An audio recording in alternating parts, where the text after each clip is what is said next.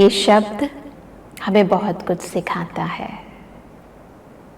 क्या सिखाता है? शांत रहना सिखाता है। और इसकी ज़रूरत आज की दुनिया में बहुत है ना। आप लोग भी यहाँ पर आए हैं, रास्ते में कुछ ना कुछ हुआ होगा या कल कुछ हुआ होगा। उन बातों का प्रभाव हमारे मन चित्त पर तो होता है ना। वो बातों का प्रभाव इस समय ना हो, इनफैक्ट कभी भी ना हो, उसके लिए मन इतना शांत होना बहुत ज़रूरी है। अशांति क्या है? नेगेटिविटी।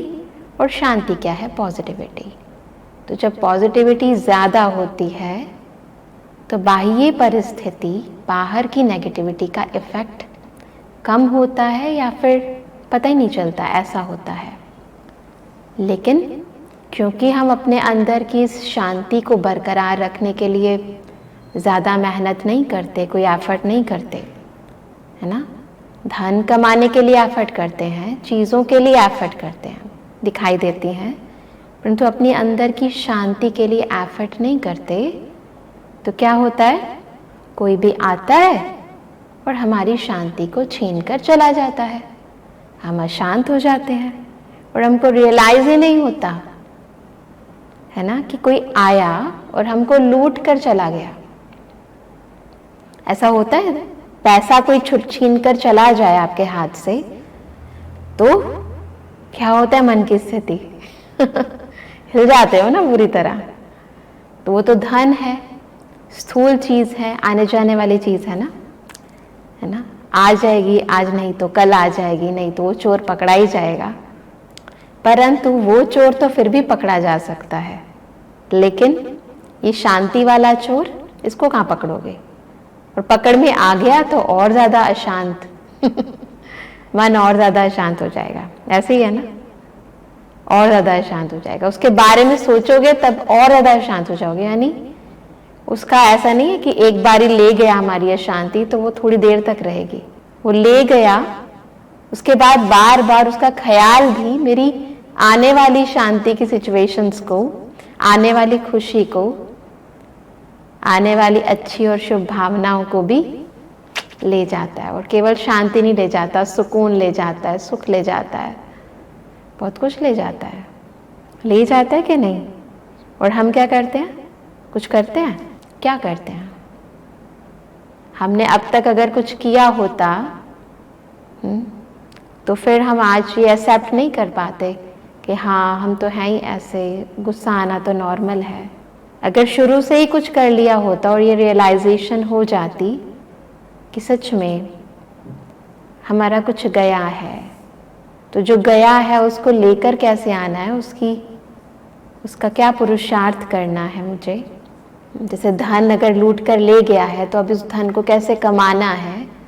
कोई चीज़ कोई ले गया है तो अब वो चीज़ वापस कैसे लानी है, उसके लिए प्लानिंग करनी होती है ना। अब जो मेरे अंदर का सुकून खो गया है उसको कैसे लाना है, उसके लिए क्या करते हैं। तो चलो सबसे पहले हम अपने आप को स्मृति दिलाते हैं ओम शांति की, कि मैं आत्मा शांत स्वरूप हूँ, है ना। मैं गुस्से वाली नहीं हूँ, परेशान होने वाली नहीं हूँ, जल्दबाजी करने वाली नहीं हूँ। नहीं हो? नहीं हो, क्योंकि ये नेचर आपका बचपन से तो था नहीं ना। छोटा सा बच्चा, बेबी, उसको ये सब बातें थोड़ी ना आती हैं। वो तो जब देखता है समाज में क्या हो रहा है, मम्मी पापा क्या कर रहे हैं, है ना, क्या करते हैं तो क्या मिलता है, तो धीरे धीरे सीखने लग जाता है ना। तो हमारा ये ओरिजिनल नेचर नहीं है, तो स्वीकार करने के लिए पहले याद रखना पड़ेगा। चलो आगे पीछे वाले सब मिलकर ओम शांति के महामंत्र का उच्चारण करते हैं। ओम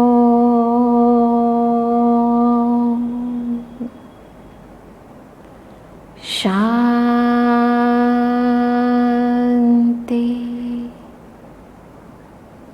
ओम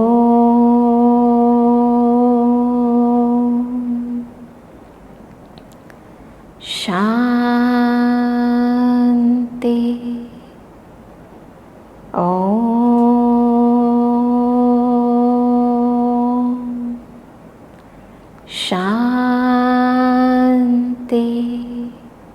किसी ने मुझसे पूछा कि क्या फीलिंग आती है जब आप ओम शांति का मंत्र उच्चारित करते हैं, क्या फीलिंग आती है? वाचा से तो जब भी हम कुछ अच्छा बोलते हैं तो अच्छी फीलिंग आती है, परंतु जब हम ओम शांति कहते हैं तो मैं आत्मा, ओम बोला तो सारा फोकस खुद पर, मैं आत्मा। शांति बोला तो मुझ आत्मा से वो शांति जो अंदर, बहुत अंदर गहराई में है, वो अंदर से प्रकट होने लगती है। वो वाइब्रेशंस सारे ब्रेन में, बॉडी में चारों ओर फैलने लगते हैं। तो मैं आत्मा शांत स्वरूप हूँ, इस बात का पता न केवल मेरी कर्मेंद्रियों को होता है, अपितु मेरे चारों ओर वातावरण में भी इसका प्रभाव फैलता है। तो इस मंत्र को जितना जितना हम स्मृति में रखते हैं, उसका स्वरूप बनते हैं, उतना उतना ये अपना काम करता है। तो जब कोई अशांत वाली सिचुएशन आती है तो इसका प्रभाव जो है ऑटोमेटिकली चलता रहता है ना। आपको फीलिंग आती है कि नहीं, मैं कौन हूँ, मेरी स्थिति क्या है, मेरा पिता कौन है ना। तो जैसी स्मृति आती है, स्थिति बनती है ना, तो उस व्यक्ति का प्रभाव हम पर नहीं पड़ता है। तो आज चीज़ों का प्रभाव हम पर ना पड़े, स्पेशली कर्मों का प्रभाव हम पर ना पड़े, है ना। और फिर जल्दबाजी में हम ना रहें। ठीक है, होता है, लेट हो रहे हैं हम, जल्दी जल्दी जल्दी जल्दी सब कुछ करते हैं, फिर क्या करते हैं, जल्दबाजी में नाश्ता छोड़ देंगे, कोई बात नहीं, क्या पता चलता है। नाश्ता छोड़ देंगे तो पेट में भूख लग रही होगी, तो फिर काम होगा ढंग से, उसका असर हमारे काम पर पड़ जाएगा, है ना। फिर हम क्या एक्सक्यूज देंगे अपने आप को, लेट हो गई थी ना, इसीलिए खाना छोड़ दिया। फिर बे टाइम खाएंगे, फिर उसके कारण क्या होगा, और नुकसान और नुकसान और नुकसान, फिर वो आदत बन जाएगी, है ना। होता है ऐसे। मुझे याद आता है कि एक चुटकुला हम सुनते थे ना, आपने भी सुना होगा। एक व्यक्ति जो है वो बस में गया और फिर कंडक्टर को कहा कि मुझे जल्दी यहाँ पहुँचना है, कोई भी स्थान था तो यहाँ पहुँचना है। तो उसने कहा ठीक है, टिकट लो और बैठ जाओ। उसने टिकट ली और बैठने की जगह वो बस के अंदर इधर से उधर, उधर से इधर, आगे से पीछे, पीछे से आगे, तेज तेज भागने लगा। कंडक्टर ने कहा ऐसी क्या बात है, क्या हो गया आपको? उसने कहा मुझे बहुत जल्दी है। तो क्या बस में तेज इधर से उधर भागने से बस ज्यादा जल्दी पहुंच जाएगी? पहुंच जाएगी। हम भी यही कोशिश करते हैं। जब हम लेट होते हैं ना, तो सबसे पहले हम तेज, हाथ पैर की बात अलग है, पहले अपने माइंड को तेज, बहुत तेज चलाना शुरू कर देते हैं और बहुत सारे काम बुद्धि में आ जाते हैं। ये भी नहीं किया, ये भी नहीं किया, ये भी नहीं किया, ये भी नहीं किया, है ना। ये भी करना है, ये भी करना है, ये भी करना है, ये भी करना है। और उस जल्दबाजी के अंदर वो इतनी सारी बातें अंदर जब चली जाती हैं तो फिर क्या होता है, मन कंफ्यूज हो जाता है और कंफ्यूजन में वो गलती करता है। और सबसे बड़ी गलती क्या होती है, जो नॉर्मली हो जाती है हमारी, because we are totally work conscious, काम होना चाहिए, बस पहुंचना है, बस मुझे उस टाइम पर, वो टारगेट है मेरा, और टारगेट कॉन्शियस हो जाते हैं।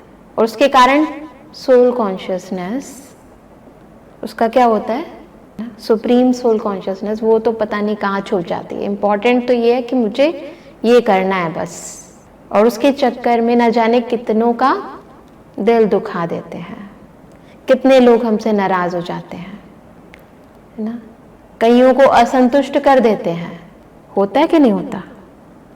कई काम जो जरूरी थे उनको छोड़ देते हैं, तो क्या करें, सबसे ज़रूरी चीज़ होती है पेशेंस के लिए, पेशेंस लाने के लिए माइंड को स्टेबल रखना। सारा ध्यान हमेशा, ऐसा नहीं कि केवल काम के लिए या लेट हो जाए तब, नहीं नहीं नहीं, हमेशा से, क्योंकि कोई भी चीज़ है ना, जब प्रॉब्लम आती है उस समय उसका अभ्यास नहीं किया जाता है ना। जब प्रॉब्लम आती है, जब वॉर होगी तब थोड़ा ना प्रैक्टिस करेगी हमारे मिलिट्री, उस समय तो वॉर होगी। तो पहले से ही हमारी आदत होनी चाहिए कि प्रायोरिटी, कुछ भी हो जाए, कैसी भी सिचुएशन हो, प्रायोरिटी है मेरी आंतरिक स्थिति, मेरे अंदर की स्थिति जो है वो हमेशा स्टेबल रहे। मन जो है वो हिले नहीं, डुले नहीं, बुद्धि हलचल में ना आए, है ना। तो अगर हमने पहले से इसकी प्रैक्टिस नहीं करी है, पेशेंस की, लाइफ के अंदर, वो प्रैक्टिस करने के लिए आपको मैदान जंग पूरी जिंदगी है। चाहे आप रास्ते में जा रहे हो, ट्रैफिक जाम हो गया हो, समझ के चलो अब आपका पेशेंस का टेस्ट है ना। और सबसे इंपॉर्टेंट चीज़ होती है कि आप उस चीज़ को किस एंगल से लेते हो, किस तरीके से डील करते हो। इंपॉर्टेंट ये नहीं होता कि प्रॉब्लम क्या है, इंपॉर्टेंट है कि प्रॉब्लम को आप डील कैसे करते हो, पेशेंस से डील करते हो या इम्पेशेंट से। अब आपको भी पता है कि जब आप धैर्यता रखते हो या अधैर्य हो जाते हो, उन दोनों में से कौन सी सिचुएशन या कौन सी आपकी मानसिक अवस्था अच्छी है ना। कोई ये तो नहीं कहेगा कि इम्पेशेंट होना बहुत अच्छी बात होती है, अधैर्य होना अच्छी बात होती है। सब कहेंगे कि धैर्य रखना चाहिए। जो अधैर्य हो जाते हैं वो भी यही कहेंगे कि हमें धैर्य रखना चाहिए, है ना। तो जो चीज़ हमें पसंद है उसकी प्रैक्टिस तो करनी पड़ेगी ना। और जब हमें पता चल गया कि इससे क्या फ़ायदा है और क्या नुकसान है, मैं हमेशा कहती हूँ कि हमेशा हर काम में ये देखो कि इम्पेशेंट होने से मुझे क्या लॉस होते हैं और पेशेंस लाइफ में आ जाए तो उससे क्या फ़ायदे होते हैं। इसकी एक बहुत अच्छी एक आप एग्जाम्पल ले सकते हो, जो कहानी बताते हैं शिव महापुराण के अंदर भी, कि सती और पार्वती में इस एक गुण का ही अंतर था। सती अधैर्य हो गई जब उसके पिता ने उसके पति का अपमान किया और उसने खुद को भी जला दिया, और फायदा क्या हुआ, है ना। माता सती ने अपने आप को स्वाहा कर दिया। क्यों? अपमान नहीं सहन कर पाई। तो अपमान नहीं सहन कर पाई तो फिर क्या हुआ, जो प्राप्त हुए थे खुद परमात्मा शिव, उनसे भी दूर हो गई। परंतु वही आत्मा जब पार्वती के रूप में आई तो दिखाया जाता है कितनी सहन शक्ति, कितनी धैर्यता। क्योंकि उस जन्म में वो राजकुमारी थी, तप नहीं किया था। इस जन्म में भी वो राजकुमारी थी पर तपस्या की, मन में शांति, मन में धैर्यता। तो जब तक अधैर्य अवस्था है तब तक प्राप्ति की खुशी कभी आ नहीं सकती लाइफ के अंदर। तो यदि हम अपनी लाइफ के अंदर कुछ पाना चाहते हैं, समझो आप ऑफिस के अंदर भी कोई टारगेट को अचीव करना चाहते हो, या कोई बच्चा है वो किसी एग्जाम को पास करना चाहता है, तो हम क्या करते हैं अक्सर, आप देखोगे जब आपको कुछ करना होता है ना कि मुझे ये करना है और टाइम आपके पास कम होता है, तो वही काम आप चाहते हो कि जल्दी जल्दी हो जाए। यही चाहते हैं ना, जल्दी जल्दी जल्दी जल्दी हो जाए, फटाफट हो जाए काम। अब उस फटाफट के अंदर कई चीज़ें आप मिस्टेक करोगे। चीज़ों को समझो, आप पढ़ाई पढ़ रहे हो तो आप ढंग से नहीं पढ़ोगे, ऊपर ऊपर से पढ़ लोगे। पढ़ लोगे परंतु बुद्धि में कितना बैठा, नहीं बैठेगा। बिकॉज वो जो इम्पेशेंस है ना, करना है, ये भी करना है, वो भी करना है, सब कुछ करना है। इम्पेशेंस जो है ना, वो आपके मन को इतना विचलित कर देगी कि पढ़ा हुआ और जीरो नहीं पढ़ा एक बराबर हो जाएगा। परंतु अब स्टेबल माइंड से अगर डिसाइड करो कि अब मेरे पास टाइम कम है, धैर्यता क्या सिखाती है, प्लानिंग बुद्धि बनाती है, मन को, बुद्धि को राइट डायरेक्शन देती है कि अब मेरे पास टाइम कम है तो मुझे क्या क्या करना है ना। अब समझो मुझे ऑफिस जाना है, ठीक है मैं उठी, सबसे ज़रूरी चीज़ है कि क्योंकि अगर मैं लेट हो गई हूँ, सपोज हम लेट हो गए हैं, लेकिन उसके बाद भी आप रोज़ 10 मिनट मेडिटेशन करते हो, जो मैं करती थी, मैं आपको बताती हूँ। ऐसा कई बार होता है कि आप लेट हो जाते हो, मैं भी लेट हो जाती थी। तो सबसे पहले उठकर मैं मेडिटेशन कभी स्किप नहीं करती थी।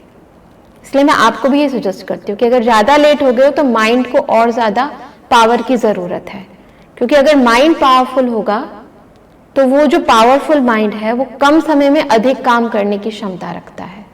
लेकिन अगर माइंड वीक है तो ऐसा भी हो सकता है कि आपके पास टाइम ज़्यादा हो परंतु आपका काम नहीं बनेगा। कितनी भी कोशिश कर लो और काम बन भी जाएगा ना, तो भी वो जो अंदर जो चल गया ना इतने टाइम के अंदर, वो आपको मज़े लेने नहीं देगा उस काम के। तो सबसे इम्पॉर्टेंट चीज़ है, मेडिटेशन कभी स्किप मत करो, उल्टा थोड़ा सा और ज़्यादा करो, तैयार करो अपने माइंड को हर सिचुएशन के लिए। तो सबसे पहले अपने माइंड को कुछ भी हो जाए मुझे पीसफुल रखना है, ये ध्यान रखना है। कुछ भी कैसी भी सिचुएशन हो जाए, चाहे एग्ज़ाम वाली सिचुएशन हो, चाहे कुछ भी हो, आप सही जो आपने पढ़ा है, एटलीस्ट आपका चलो थोड़ा सा रह गया और आप लेट हो गए हो या नहीं कर पाए, कोई बात नहीं। ऐसा थोड़ी ना पूरे साल आपने कुछ भी नहीं पढ़ा है। तो जो आपने पढ़ा है ना, जो चीज़ आपके पास है, जो शक्तियां हैं, उसको मुझे सही तरीके से प्रयोग करना है, इम्पेशेंट नहीं होना है, क्योंकि ये आपसे और गलतियां कराएंगी। इवन जो पढ़ा हुआ है वो भी भूल जाओगे। ऐसा होता है और बहुत सारे बच्चों के साथ ऐसा होता है, बिकॉज इम्पेशेंट हो जाते हैं, जल्दबाजी, करना है बस करना है, ये धुन रहती है बस करना है। वो धुन जो है जब ब्रेक हो जाती है, बहुत है नहीं करके रहना है, और नहीं हुआ तो फिर क्या करना है, फिर क्या करना है, फिर गलत तरीके अपनाने हैं, नहीं ना, नहीं। माइंड स्टेबल होगा तो फिर क्या करना है ये भी पता होगा, क्योंकि मन जो है और बुद्धि जो है वो बता देती है कि अगर ऐसा नहीं भी हुआ तो कोई बात नहीं, मेरे अंदर इतनी कैपेबिलिटी है, इतने गट्स हैं कि मैं और भी बहुत कुछ कर सकती हूँ, उसके बहुत स्कोप है, ये नहीं तो बहुत है, ऐसे नहीं तो वैसे भी है। जिंदगी एक राह अगर आपसे छीनती है तो 100 राहें और खोल देती है। भगवान अगर एक दरवाजा बंद करता है तो 100 दरवाजे और खोल देता है। हमेशा अपनी लाइफ के अंदर ऑप्टिमिस्टिक रहना जरूरी है। जो हमारा अधैर्य एटीट्यूड है ना, वो हमें पेसिमिस्टिक बना देता है, क्योंकि हम एक गोल के अंदर अपना सब कुछ स्वाहा करने पर उतारू हो जाते हैं, जबकि वो हमारी लाइफ का एक पड़ाव है और कुछ नहीं है। सिमिलर सिचुएशन तब होती है जब हम किसी व्यक्ति के साथ डील करते हैं, चलो किसी और के साथ छोड़ो, अपनों के साथ डील करते हैं। क्या होता है, सामने से हमारा कोई अपना हमें हर्ट करता है, वो हमें बताता है तुम कौन हो, तुम्हारे बस का कुछ नहीं है, तुम ये गलती करते हो, तुम वो गलती करते हो, तुमने मेरे साथ ये किया, तुमने उसके साथ भी ऐसा किया। होता है ना, झगड़ों में यही तो होता है। झगड़े का कारण क्या होता है, वो आपके अवगुण काउंट कराता है और हम उनके अवगुण काउंट करते हैं। तो वो अवगुण पहले से चल रहे होते हैं वैसे माइंड के अंदर, पर फिर हम वो मुख से भी उच्चारित कर देते हैं। फिर क्या होता है, दूर दूर दूर दूर, और दूर होकर और दूर कैसे होते हैं, फिर हम उसको यहाँ बोलेंगे, वो उसको वहाँ बोलेगी, फिर वो उसको वहाँ बोलेगी, वो फैलता जाएगा, सबको पता चल जाएगा कि इनका आपस में नहीं बनती है। फिर कई लोग उस ना बनने का फायदा उठाएंगे, रिपल्शन, कंफ्यूजन और क्रिएट करने का कोशिश करेंगे, है ना। और एक तो हमारी इंटेंशन नहीं है, फिर हमें वो आग के अंदर घी डालने का काम करने वाले तो बहुत ही मिल जाते हैं दुनिया के अंदर। ये चीज बढ़ती जाती है। कारण क्या था, एक भी व्यक्ति दोनों में से थोड़ा सा पेशेंस रखता ना, सिचुएशन को समझ जाता, उस सामने वाले की भावना को समझ जाता, या वर्तमान परिस्थिति में थोड़ा सा रुक जाता, तो ये जो छोटी सी बात पहाड़ बन गई, या कहें कि इतनी गहरी खाई बन गई कि अब उससे गुजरना मुश्किल हो गया है ना। अब तो बहुत दूर दूर दूरियां बढ़ चुकी है, अब कुछ नहीं हो सकता है। ये नहीं बनती अगर एक व्यक्ति थोड़ा सा पेशेंट हो जाता। पेशेंस एक्चुअली पेशेंट ही बना देती है इंसान को। बीमार और एक बीमार व्यक्ति और जिसमें इम्पेशेंस है, जिसके अंदर धैर्यता नहीं है, दोनों एक जैसे हैं, क्योंकि उसके अंदर बैक्टीरिया है, वायरस है, या जो भी है, बीमारी है, घर कर गई है शरीर के अंदर, और उस व्यक्ति के अंदर बुराइयां घर कर रही हैं, दूसरे व्यक्ति की बुराइयां। तो बेसिकली होता क्या है, इंसान को लगता है कि मेरा अपमान हो रहा है। होता है ऐसे, यही कारण है ना इम्पेशेंट क्यों हो जाते हो। हमें लगता है कि ये मेरे आत्मसम्मान को, कहते तो आत्मसम्मान है पर होता ईगो है। अपमान जो है ना, अपमान कब फील होता है? अपमान फील हो रहा है अगर किसी को कि ये मेरी इंसल्ट कर रहा है, इससे अभिप्राय ये है कि हमारे अंदर अभिमान है। अभिमानी व्यक्ति का एक बहुत, जिसे कहेंगे सिम्टम, कि पता चल जाए कि अभिमानी है या मेरे अंदर अभिमान है, तो उसमें अपमान की फीलिंग ज्यादा आती है। अब अपने आप को चेक करो कि क्या मुझ में सच में अभिमान है। कोई अगर मुझे कुछ कह दे, मेरी बुराइयां करने शुरू कर दे, तो मुझे कैसा लगता है? मैं उस व्यक्ति को किस नजर से देखता हूं, और उसके बाद मेरा रिएक्शन कैसा होता है? अब जितना परसेंट और जितना ज्यादा रिएक्शन है, जितना अधैर्य होकर, है ना, क्योंकि वो उसने शुरू किया, तो अब मैं उसकी बातों को, अधैर्यता के क्या दिखाई देता है कि वो अभी बात शुरू कर रहा है, थोड़ा सा सुना है मैंने और मैं बीच में ही टोक कर अपनी बात शुरू कर देती हूँ। जैसे ओवर एक्साइटेड व्यक्ति होता है ना, दूसरे का नहीं सुनता, बस अपना बोलते जाता है। अधैर्य व्यक्ति यही तो करता है। उसने कुछ बुराई करी, उसके अंदर भी जो पुरानी फाइलें उसकी नेगेटिविटीज की भरी हुई थी या किसी और ने भरी थी दिमाग के अंदर, है ना, वो सारी ओपन हो जाती है। यही होता है ना। तो आप ये सोचो कि अगर आपको अपना आत्मसम्मान प्रिय है, तो उसको भी तो प्रिय होगा जिसका आप अपमान कर रहे हो। अब अपने शब्दों से उसको भी प्रिय होगा।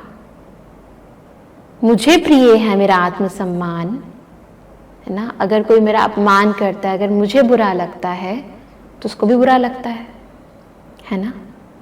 तो मैं उसका अपमान कर रही हूं, उसके आत्मसम्मान को ठेस पहुंचा रही हूं, उसकी ईगो को हर्ट कर रही हूं, है ना। तो वो व्यक्ति क्या सोचेगा?